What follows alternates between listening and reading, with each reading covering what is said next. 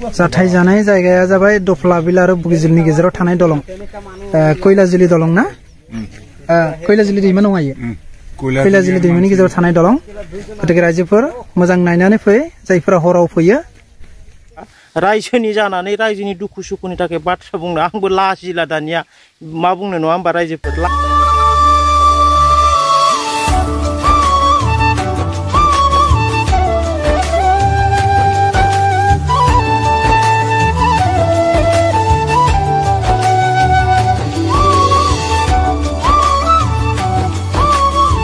बुंनाया मोजां जे नैबे दलंजों फरायसाफोरा फ्रियै थांनो मोनगोन इउनिफर्म गाननाय फरायसाफोरा फ्रियै बारनो मोनगोन खायसे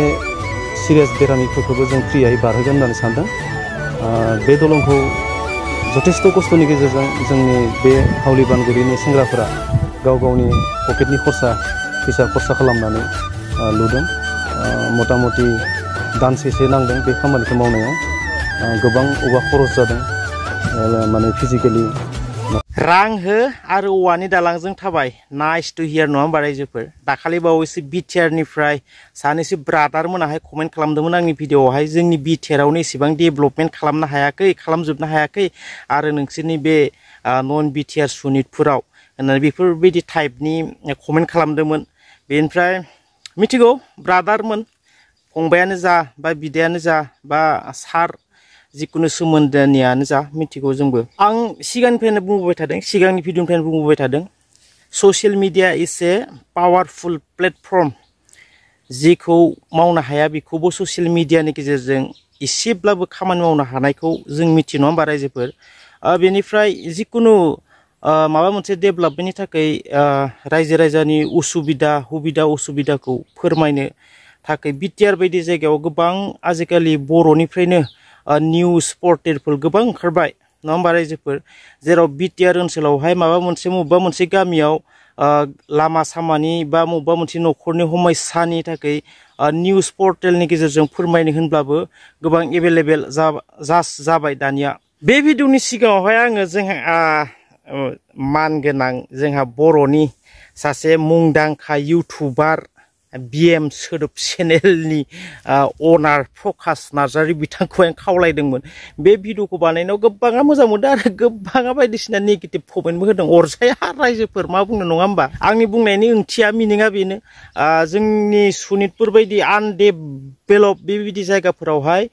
बेबायदि निउज पर्टेलफोर गैया बेबायदि ससियेल मिडियायाव खौरां बुंग्रा मानसिफोर गैया जेराव जोङो आनडेभेलपैनो जोङो थानो गोनां जायो जोंनि दुखु सुखुखौ जोङो फोरमायनो थाखाय जोंहा जेबो राहाफोर गैया जाउनाव जोङो बिब्दियैनो जों न'खर संसार जोङो जालांबाय थानो गोनां जादों नङा होमबा रायजोफोर सोर मिडिया फैयो जोंनियाव गासैबो मिथिगौ जोंनि एरियायावहाय लामा सामा जेबो डेभेलप गैया गोबां दुखु खस्थ'नि गेजेरजोंहाय जोंनि बर' गामिफोराहाय न'खर संसार जागासिनो सोलिगासिनो बेखौ मिथिगौ बिटिआरनि मानसिफोराबो मिथिगौ आरो जों बयबो मिथिगौ आरो गुबुन हारिनि मानसिफोराबो मिथिगौ खिन्थु मबे मोनसे निउसनिया फैयो मबे मोनसेया फैयो दाखालि बावैसो जोंनि गामियावहाय मैदेर मासे थैनानै थांबाय बबेनि बेसेबां गिदिर निउस लाइभनि मानसिफोर फैबाय नङा होमबा हादरावनो मैदेर मासे थैबाय मानि टाइम 8नि फैबाय बिनिफ्राय DY ना मा होनोमोनलाय DAY 365 बिनि फैबाय अरुणाचलनिफ्राय फैबाय बिनिफ्राय गुवाहाटी बेलेग स्टेटनिफ्रायबो गोबां निउस लाइभनि मानसिफोर फैबाय रिसर्च पार्सनफोर फैबाय हादराव मैदेर मासे थैनायावहाय बिथांमोनाहाय बेखौ निउस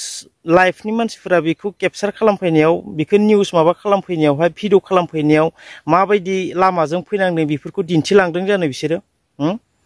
बिसोरो खमैबो 1-1.5 किल'मिटारसो गोजानाव बिसोरनि गारिखौ दिननानै थाबायबोनानै बिसोरो मैदेरनि खाथियाव फैनानै बिसोरो निउस लाइभ बिसोरो भिडिअ खालामफैदों रायजोफोर मिथिबायना बेनिफ्राय लामा सामाखौ बिथांमोना देखायदो जानो देखायाखै जोंनि सनितपुर बायदि जायगायावहाय जोंनि बर'फोरनि जायगायावहाय रावबो निउस लाइभफोराहाय जोंनि लामा सामाखौ दिन्थिना होनो जोंनि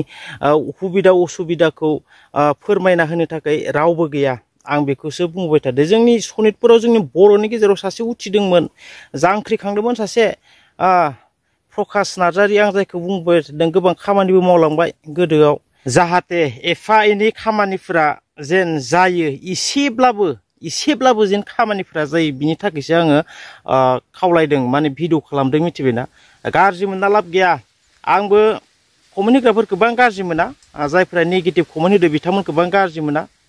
नो मेटार इट्स अके नङा होमबा रायजोनि जानानै रायजोनि दुखु सुखुनि थाखाय बाथ्रा बुंनो आंबो लाजिला दानिया मा बुंनो नङा होमबा रायजोफोर लाजिबाबो गैला लाजियाबाबो गैला उफाय गैया गाव गावनो खस्थ' मोनबोदों जेथिया नङा होमबा दिनै जोंनि गामिनि मानसिफोरा गामिनि रायजो राजाफोरा न'खरनिफ्राय जुदि टाउनाव हाथाय बाजाराव जुदि माबा मोनसे मुवाफोर मैगं थाइगं फाननो लाङो बेसेबां खस्थ' जायो थालिर गोमोन फाननो लाङो थालिर फिथाइ फाननो लाङो माबायदि हालोद जाहैयो टाउन मोनहैनायसिम जोंनि लामा सामानि थाखायनो नङा होमबा रायजोफोर जोंनि लामा सामाया जाहाथे एसेब्लाबो जेरैहाय नैबे स्क्रिनाव नुनाय बायदियै जोंहा सासे MCAL आ औवानि दालांखौहाय अपेनिं खालामनानै होबाय थाबायनो हासिगोन दानिया फैसा हो आरो औवानि दालांजों थाबायलां जाहाथे एसेब्लाबो खामानि जायो नङा होमब्ला बुङाब्ला जाया रायजोफोर मिथिबायना बुंनांगोन खुगा बेखेवनांगोन बिनांगोन बिबाय थानांगोन बियाबा मोना खुगाखौ बन्द' खालामना दोनबा मोना बिनिखायनो आं बखिलागासिनो जाबाबो जायाबाबो उफाय गैया रायजोफोर मिथिबायना जोंनियाव कारन निउस मिडियानि मानसि रावबो सासेबो गैया जोंनि दुखु सुखुखौ फोरमायनो रावबो गैया जोंनियाव बर'नियानो जा हारसानियानो जा रावबो निउस लाइभनि मानसिफोर फैया जोंनियाव मिथिबायना साधारन जुन्थु मासे थैनायावबा बा हाजार जन मानसि जाबालाय सयथिनोबो रायजोफोर मिथिबायना आंनि निउसाव बे चेनेलावबो नुगोन नोंथांमोना प्लेलिस्टआव थांना नायथां मिडियानि मानसिफोर हायनायखौ नायथां मिसा बुंदों नंदोबा मिथिबायना हादारन मैदेर मासे थैनायाव मिथिबाय बेनिफ्राय ओरैबायदि डेन्जार लामाजों फैनांदों बिसोरो बेफोरखौ एक्सप्लर खालामना देखायलांदों जानो बिसोरो गैया बेलेग जाथिया थैनोबो देखाया बर'नि डेभेलपखौ माब्लाबाबो साना मिथिबायना गुबुन जाथिफोराहाय मिथिबाय मैया मोनसे घटना जानानै थांबाय नैबे जोंनि खैलाजुलिनिफ्राय ओरै राङाफारा थांनाय रड बै जिथु मानसिरि दैमा होनना बुङोना बेयावहाय दालाङावहाय जिथु गब्रना थाबाय गोबाव सम जालांबाय गोबां दिनफोर जालांबाय रिपेयारिं गैया दासिमबो बेनिफ्राय बेयावहाय सानै सेंग्राफोर बाइकजों फैनानै सौग्रावनानै गोलैफैदों होननानै आं खोनानो मोन्दों खिन्थु नुहैयासै आङो अन दा स्पट नुहैयाखै थांनायबो जायासै आं न'आवबो गैयामोन खोनादों सोरनिफ्रायबा सोरबा थैबायबो होननाय खोनादों आरो सोरबा हस्पिटालाव दङ होननाबो खोनादों मोजां क्लियार माबाखौ आं बुंनो हाया खिन्थु बेफोर मानो जादों बेफोराव सोरबा मबेबा निउस लाइभनि मानसिफोर फैबाय जानो फैदों जानो गैया बेलेग जायगायावबा बेफोराव बेबायदि घटनाखौ बेलेग जायगायाव जानायमोनबा दाहालागै बेसेबां भाइरेल जाबायमोन बेफोर घटनाफोरा दा जोंनि सनितपुर बायदि जायगायावहाय बर'फोरनि गेजेराव सोरबा सासे लाइमोन थैब्लाबो सोरबा सासे सुबुं थैब्लाबो निउस लाइभआव होग्रा बियो रावबो गैया बे भिडिअनि जोबनायाव बेखौनो खावलायनो इच्छा खालामो जोंनि सनितपुरनि रायजो राजाफोरखौहाय दायो दायो फुजानि समय दुर्गा फुजा ना दायो दुर्गा फुजानि समय गोबां जोंनि बर' लाइमोनफोराहाय निसा मुवा लोंनानै निसा लानानै गोबां जानला मोनला गावखौनो कन्ट्रल गैयै बायदि खालामो जाहाथे साबधान जायो जोंनि लामा सामाफोरा मोजां नङा जों मिथिगौ नङा होमबा निसा जेब्ला जों लायो जेब्ला जों जौ लोंनानै गावखौनो आनकन्ट्रल खालामना लायो अब्ला जों मा जागोन बेखौबो जों मिथिना जों मोनहास'वा बेनिखायनो जोंनि लामा सामाफोरा कन्डिसना गोबां गाज्रि गाव गावनो साबधान थाब्लासो गाव गावनो बुजिनानै मोजाङै सोलिब्लासो रायजोफोर मोजाङै सोलिदो जाहाथे बे फुजानि समावबो जानला मोनला निसा बुस्थुफोर लानानै जेन बाइकफोरखौ दाब्रायलाबाया गाव गावनो कन्ट्रलाव थादो नङाबा गाव गावनि लाइफआ गाव गावनि आखायावनो रिक्सा थायो अके रायजोफोर भिडिअखौ आं बेसेबां दोनथ'बाय मोजां मोनदोंबा लाइक शेयार आरो कमेन्ट खालामनो दाबाव आरो चेनेलाव गोदानबा साबस्क्राइब खालामनो दाबाव थेंक इउ